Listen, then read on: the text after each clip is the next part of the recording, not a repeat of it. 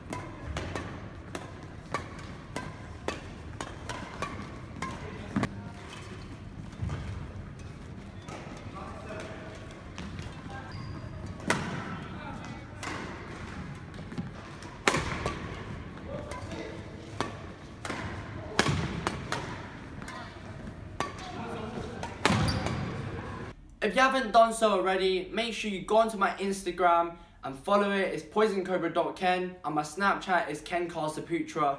As you guys might know, I already have the Arcsaber 10. I really enjoyed that racket. And when I went to the World Championships in Glasgow last year, I tested out the Arcsaber 11 and I said to myself, and also in the video, I definitely need one for myself. I know there's a lot of requests out there for the Arcsaber 10 versus Arcsaber 11 video. So, if you can get this video to 300 likes, I know that's such a low limit, but I really want to put that video out really soon. Smash that like button, absolutely destroy it, jump smash it like it's a lift. And also, there's something funny about this because Arcsaber 10 managed to make it onto the Legends Edition list along with the Voltshake Z-Force 2 and a couple of other rackets. Whereas the Arcsaber 11 did not make it, and the Arcsaber 11 is more of like a newer model. I think it'll be really cool to see an in-depth comparison between the Arcsaber 10 and the Arcsaber 11 to see which one fits you better if you're planning to buy an Arcsaber racket. Also, I'll be going to the All England's competition to watch it. I'll be going from Friday to Sunday. I know a lot of my subscribers will be going to the All England, so yeah. If you see me around, make sure you come up to me because I'll be making a vlog as well. You can be featured in it if you want to.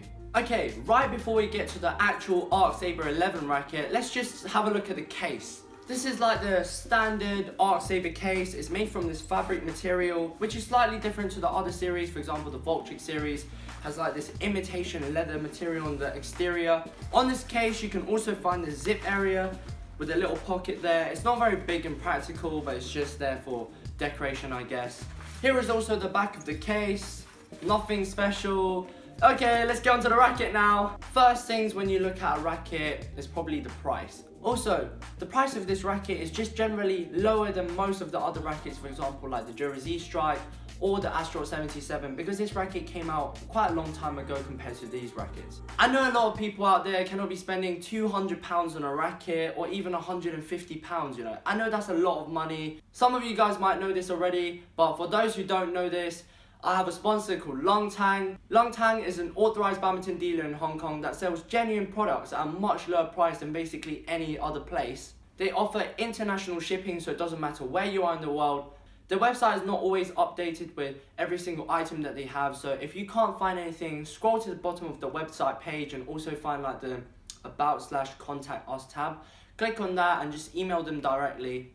The prices are so amazing, literally. I know there's a lot of badminton shops out there, and during like All England events you get discounts on rackets, but even with discounts at these events you cannot beat Long Tang. That's how good they are. And the best thing is, everything is real, so don't worry. Their website is www.lt328.com, so go check them out. The current Arcsaber 11 that I have is the 2017 new colorway edition. So this racket has red, white, gold, black and blue. On the old colorway, instead of the blue, they had a bit of green, and also the design patterns are slightly a bit different. It's only the colorway that's different though, so there's no actual property or characteristic change between the old colorway and this one. If you go onto the YONEX page, you can see a massive banner photo when you click on the Arcsaber series, and it shows Victor Axelsson. So basically, this racket, the Arcsaber 11, used to be Victor Axelsson's weapon, but now he's moved on to use the Dura Z Strike. I also made a top 5 badminton rackets video where I shared with you what I think is the 5 best rackets you can get currently, and the Arcsaber 11 managed to make it on that list. I wouldn't really spoil it for you and tell you exactly where it is on that list. I'm going to leave the link in the description below to that video so you can go check it out. And also, since Victor Axelsson moved on to use Dura, it does not mean that the Arcsaber series is very old and is bad in any way. Literally, there's loads of top players out there that are still using this. When I went to the World Championships, I saw Alex Dunn and the Grimley twins, and they were all using the Arcsaber 11 racket, and they really like it. The Arcsaber 11 has a stiff shaft, which basically means that you can have a good touch and also have good control when you hit.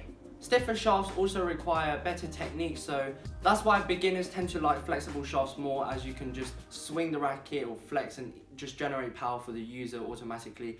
A stiff shaft will need you to be able to swing in the correct way and hit it right. Most of the other rackets in like the high-end YONEX ranges are stiff shafts, for example like Voltrix Z Force 2, Dura Z Strike, but the Astrox 77 is a medium flex shaft, which is slightly weird, but it's still a very high-end YONEX racket. It's literally the top model at the moment. The frame is made from high modulus graphite, Neo CS carbon nanotubes, and also sonic metal. The shaft is made from high modulus graphite once again, and ultra PEF. High modulus graphite can be found in loads and loads of YONEX rackets, especially the high-end ones. Even the newest YONEX racket models such as the Astrox 77 or the Dura Z Strike has the same thing, which is high modulus graphite. So you can see that this racket is not very outdated. Here I have the 3U G5 edition. 3U tends to be better for singles, but since this racket is even balanced anyway, you can use this for doubles with no issue. 4U is slightly lighter, so it gives you better handling, so you can drive faster, but it slightly lacks a bit of power compared to 3U. The recommended string tension on this racket is between 19 to 24 pounds of tension. That is a very big issue with this racket. If you play badminton anywhere close to the intermediate to advanced level, you know that 24 pounds of tension is nowhere near sufficient enough for like high level play. I'm not saying that high tension always means something good, but if you're playing a lot of badminton and you have decent strength and technique, a high tension will simply give you more control and just better precision. And that is partly the reason why this racket is below the Dura 10 on my top 5 list. This racket is made in Japan, just like any of the other high-end YONEX rackets. The string I have on this racket right now is the Zymax 66 Fire by Ashaway. It's very similar to the Zymax 66 Firepower, and those two strings are like my favorite strings that I use generally. The racket head is an isometric shape, which is basically like a really boxy shape. All of the new badminton rackets have this shape, and it just basically increases the sweet spot. This racket also sports the newer grommet patterns. Some of the older YONEX rackets don't have this, and the newer grommet pattern just gives you like better string tension retention. Okay, that was some extreme rhyme scheme right there. And just slightly better control overall. The solid field core basically filters out all of the excess vibrations, so it leaves you with a very accurate and precise touch. So right when you hit the shuttle, you'll know exactly where it's going. This racket also has one of the newer built-in T-joints. Stability is increased by a combination of materials, and those are lightweight plastic, epoxy resin, and also this foaming agent. T-anchor technology is also used in the T-joint to reduce excess torque, so if you hit off-center hits, you can still get a very powerful shot. Neo CS carbon and normal CS carbon is used in this racket. It's put in the sides of the frame to help it flex at impact, and when the frame flexes, so does the string bed. This allows for the shuttle to be held on the string bed for longer, which gives you better touch, better control, and better precision. There are some subtle differences between the two materials, and it's important that both of them are used in this racket, because you can't just have like the same characteristic all throughout the racket, because a badminton racket is not just a single piece of metal. There is a difference in terms of strength and power between the Neo CS carbon and normal CS carbon. On the YONEX website, they gave you like a little table where there's like figures to show. The figure 100 represents conventional carbon. Neo CS carbon has 120% in strength, whereas normal CS carbon only has 106% in strength. There is also a slight difference in terms of like the breaking point, as in like the durability of those two materials. Neo CS Carbon has a score of 130, whereas normal CS Carbon only has 110. The stiffness on both of those materials, however, is exactly the same. Shock absorption is slightly better on the Neo CS Carbon. It has a score of 107, whereas normal CS Carbon just has the exact same shock absorption as conventional graphite. Sonic Metal is a titanium alloy, and it helps to produce that explosive and booming sound when you hit. Most of the low-end rackets that you find, for example at Sports Direct, when you jump smash as hard as you can, it just makes this really weak noise. And believe me, sound does make a difference when you play with the racket, because it makes it so much more enjoyable, and it also can be intimidating for your opponent if you have like a really powerful sound, therefore giving you an edge in the game. Sonic Metal also gives you really good repulsion when you hit, so you can get those really fast responses to catch your opponent out. So now let's talk about how this racket plays with feather and plastic shuttles.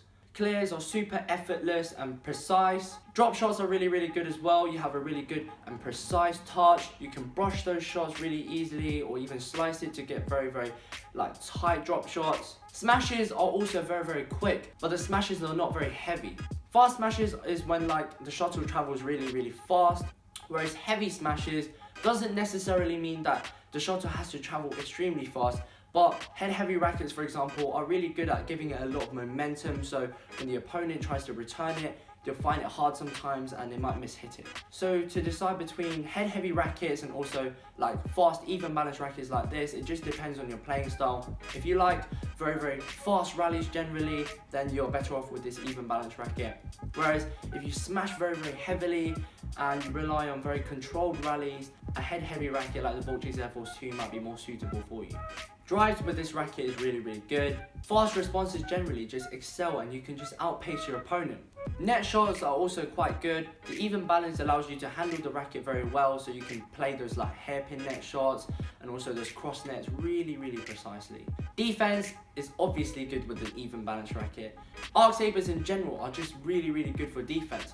This also contributes to make this racket a doubles oriented racket, so if you play more doubles than singles, this racket may be a bit easier for you. Whereas if you play a lot more singles than doubles, I would recommend something different, for example like the Jersey Strike or the Vortex Air Force 2. Basically all of the high-end Arcsabers are really good at backhand. Taufik Hidayat used to use the Arcsaber 10 and he's known as like this backhand god. He's one of the YONEX legends, and he's just well known for his like amazing precision and power in his backhand generally. Like he can win rallies purely with his backhand smash.